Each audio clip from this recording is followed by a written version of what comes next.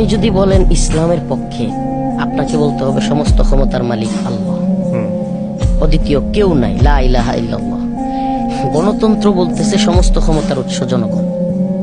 প্রথমেই দুইটার মধ্যে পার্থক্য হইল কিনা? গণতন্ত্র বলতেছে জনগণ চাইলে যে কোনো আইন প্রণয়ন করতে পারে, কিন্তু কোরআন বলতেছে আমাল্লাহ মেহকুম বিমা আনজালাল্লাহ ফাউলাইকা হুমুল কাফিরুন। আল্লাহর আইন বাদ দিয়ে কেউ আইন প্রণয়ন করতে চাইলে, আল্লাহর আইন বাদ দিয়ে বিচার ফাইসালা করতে চাইলে, ওমাল্লাহ মেহকুম বিমা আনজালাল্লাহ ফাউলাইকা হুমুল যালিমুন ফাউলাইকা হুমুল কাফিরুন ফাউলাইকা হুমুল ফাসিকুন, সে হবে ফাসিক, জালেম, কাফের। তো আপনার গণতন্ত্র বলতেছে সমস্ত ক্ষমতার মালিক জনগণ, জনগণ রায় দিলে যে কোনো আইন প্রণয়ন করতে পারবে।